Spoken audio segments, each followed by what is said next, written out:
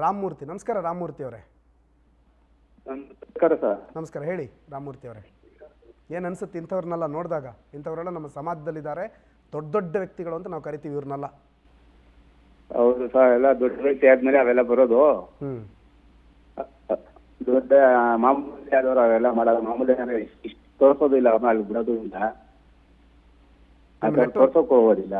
ಇಲ್ಲ, ನೆಟ್ವರ್ಕ್ ಸ್ವಲ್ಪ ನೆಟ್ವರ್ಕ್ ಇರೋ ಕಡೆ ಬನ್ನಿ ಸರ್. ಹೇಳಿ ಹೇಳಿ, ಮಾತಾಡಿ, ಕೇಳಿಸ್ತಿದೆ ರಾಮಮೂರ್ತಿ ಅವರೇ. ಅದೇ ಸರ್, ದೊಡ್ಡ ವ್ಯಕ್ತಿಗಳಾಗಿ ಎಲ್ಲಾರು ನಂಗೆ ತೋರಿಸ್ತಾರೆ ಸರ್. ಸಣ್ಣ ವ್ಯಕ್ತಿಗಳ ಯಾರು ತೋರಿಸ್ತಾರೆ ಹೇಳಿ? ಹೌದು ಅಲ್ವಾ? ದೊಡ್ಡ ದೊಡ್ಡ ವ್ಯಕ್ತಿಗಳಿಗೆ ತೋರಿಸ್ತಾರೆ, ಹಂಗೆ ಮಾಡ್ತಾರೆ. ಅವ್ರದ್ದು ಏನ್ ಮಾಡ್ತಾರೆ, ಅವ್ರ ಹಿಂದೇನೆ ಇರ್ತಾರೆ, ಎಲ್ಲ ಮಾಡ್ತಾರೆ. ಚಿಕ್ಕ ವ್ಯಕ್ತಿಗಳು ಏನ್ ಮಾಡೋದು, ಅವ್ರು ಹೋಗೋದಿಲ್ಲ, ತೋರಿಸೋದಿಲ್ಲ. ಅವ್ರು ಬೆಳ್ ತೋರಿಸಿದ್ ಮಾತ್ರಕ್ಕೆ ಅವರು ತಪ್ಪು ಮಾಡ್ತಾರೆ, ಚಿಕ್ಕ ಮಾಡ್ತಾರೆ ಅಂತ ಫೋಕಸ್ ಮಾಡಿದಿರ, ಓಕೆ, ಅವ್ರು ಮಾಡಿದ ತಪ್ಪು ಇಲ್ಲ ಅಂತ ಹೇಳೋಲ್ಲ. ಒಳ್ಳೆ ಫೋಕಸ್ ಕೊಟ್ಟಿದ್ದೀರಾ, ಅವ್ರು ತೋರಿಸಿದ್ರು ತಪ್ಪೇ ಇಲ್ಲ ಅಂತ ಹೇಳೋದಿಲ್ಲ. ಆದ್ರೆ ಸಮಾಜಕ್ಕೆ ಬೇರೆ ರೀತಿಗಳಲ್ಲಿ ಎಷ್ಟೊಂದು ಅನ್ಯಾಯ ಆಗ್ತಾ ಇದೆ, ಎಲ್ಲ ಮಾಡೋದು ನೀವು ಅವ್ರೊಬ್ಬರನ್ನೇ ತೋರಿಸ್ತಾ ಇದ್ದೀರಾ. ಅದೊಂದೇ ನನ್ಗೆ ಕೇಳ್ತಾ ಇರೋದು. ಅಲ್ಲ ನೋಡಿ, ನೀವು ಮಾಧ್ಯಮದಲ್ಲಿ ದರ್ಶನ್ ವಿಚಾರ ಬಂದಾಗ ಮಾತ್ರ ಒಂದು ಚಾನಲ್ ನಿಲ್ಲಿಸ್ಕೋತೀರಿ, ಬೇರೆ ಸುದ್ದಿ ಬಂದಾಗ ನೀವು ನೋಡಲ್ಲ ಅಷ್ಟೇ.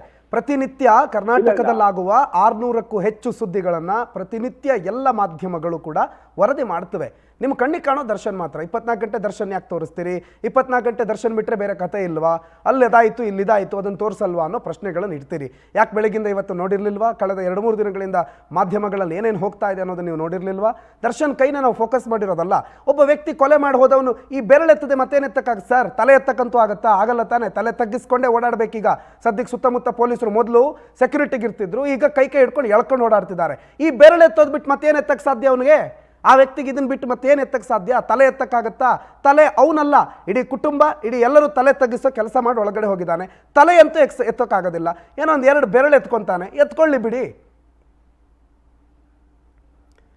ಥ್ಯಾಂಕ್ ಯು ಕರೆ ಮಾಡಿದ್ದಕ್ಕಾಗಿ. ಮಹೇಶ್ ಇದ್ದಾರೆ. ನಮಸ್ಕಾರ ಮಹೇಶ್ ಅವರೇ. ಸರ್ ನಮಸ್ತೆ, ಹೇಳಿ ಸರ್. ನಮಸ್ಕಾರ ಸರ್. ನಮಸ್ತೆ, ಹೇಳಿ ಸರ್. ಸರ್ ನಿಮ್ಗೊಂದು ಹ್ಯಾಂಡ್ಸ್ ಅಪ್ ಸರ್. ನಿಮಗೆ thanks sir. Thank you sir. ನಿಮ್ಗೆ ತುಂಬಾ ಧನ್ಯವಾದ ಸರ್. ನಿಮ್ಗೆ ನಿಮ್ ಪಬ್ಲಿಕ್ ಟಿವಿ ಇದೆ, ಪವರ್ ಟಿವಿ ಇದೆ. ಪವರ್ ಟಿವಿ ನೀವು ಎಷ್ಟು ನಿಜವಾಗ್ಲೂ ಕರೆಕ್ಟ್ ಆಗಿ ಎಲ್ಲಾರನ್ನೂ ಹಿಡಿದು ಎಲ್ಲ ಬಿಗಿಯಾಗಿ ಎಡ್ ಮಾಡ್ತೀರಿ ಅಂತಂದ್ರೆ ತುಂಬಾ ಹೆಮ್ಮೆ ಪಡ್ತೀವಿ ಸರ್ ನಾವು. ಸರ್, ಇದು ನಮ್ಮ ಕರ್ತವ್ಯ, ನಾವು ಮಾಡ್ತಾ ಇದೀವಿ ಸರ್. ಕೆಟ್ಟ ಹುಳುಗಳನ್ನ ತಂದು ನೀವು ಈ ತರ ಪಬ್ಲಿಕ್ ಎಳೆದು ಈ ತರ ರೆಡಿ ಮಾಡ್ತಾ ಇದೀರಿ, ಗ್ರೇಟ್ ಸರ್ ನೀವು. ಸರ್, ಒಂದು ಮಾಧ್ಯಮವಾಗಿ ನಾವು ಏನು ಮಾಡ್ಬೇಕು ಅದನ್ನ ಮಾಡ್ತಾ ಇದೀವಿ ಸರ್. ಇದರಲ್ಲಿ ಏನು ವಿಶೇಷ ಹೊಸದು ಏನು ಮಾಡ್ತಾ ಇಲ್ಲ. ನಿಮ್ಮ ಅಭಿಮಾನಿ ಸರ್ ನಾವು. Thank you sir. Thank you so much sir. Thank you. ಇದಕ್ಕೇನು ಹೇಳ್ತೀರಿ ಸರ್? ಈ ವ್ಯಕ್ತಿಯ ವರ್ತನೆ ಬಗ್ಗೆ ಏನು ಹೇಳ್ತೀರಿ ಸರ್? ಯಾವುದೇ ಕಾರಣಕ್ಕೂ ಬಿಡಂಗಿಲ್ಲ ಸರ್. ಜಿಯೋ ಶಿಕ್ಷೆ ಆಗ್ಲೇಬೇಕು ಸರ್.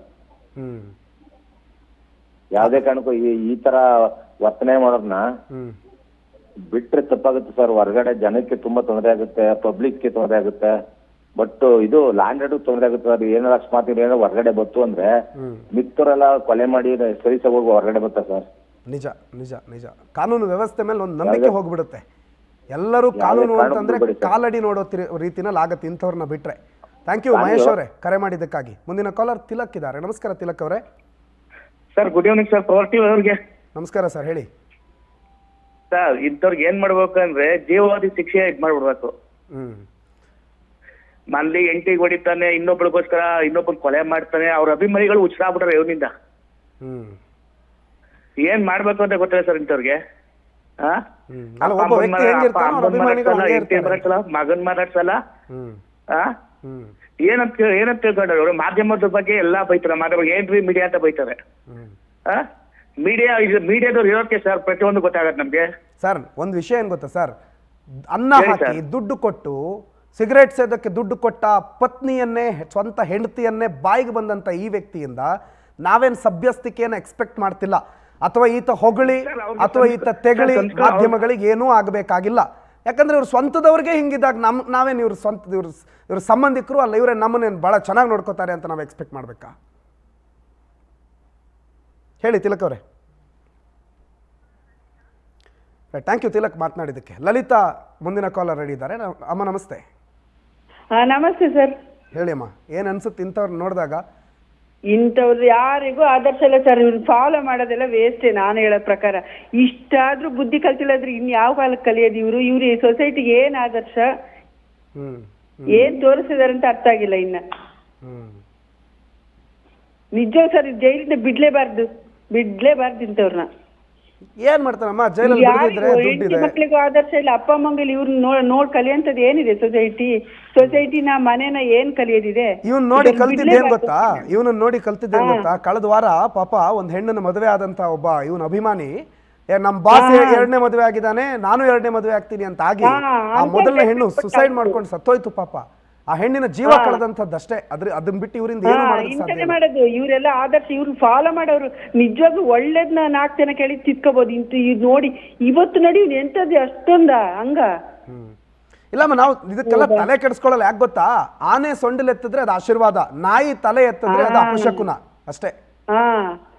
ಈಗ ಮೀಡಿಯಾದವ್ರು ಒಳ್ಳೇದು ಹೇಳಿದ್ರೆ ಇವ್ರಿಗೆ ಯಾವ್ದು ಕಿವಿ ಹತ್ರ ಹೋಗಲ್ಲ. ಇಂಥದ್ ಮಾತ್ರ ಇಂಥದ್ದು ಒಂದೇನಾದ್ರೆ ಇವ್ರದ್ದು ತಪ್ಪು ನೆಗೆಟಿವ್ ಅಂತ ಹೇಳಿದ್ರೆ ಅದನ್ನ ತಿತ್ಕೊಳ್ಳೋಷ್ಟು ತಾಳ್ಮೆ ಇಲ್ಲ ಇವ್ರಿಗೆ. ಗಾದೆನೇ ಉಂಟಲ್ಲಮ್ಮ, ಇದ್ದಂಗೆ ಹೇಳಿದ್ರೆ ಎದ್ದು ಬಂದು ಎದೆಗೊದ್ರು ಅಂತ ಅಷ್ಟೇ. ಥ್ಯಾಂಕ್ ಯು ಕರೆ ಮಾಡಿದ್ದಕ್ಕಾಗಿ ಲಲಿತಾ ಅವರೇ.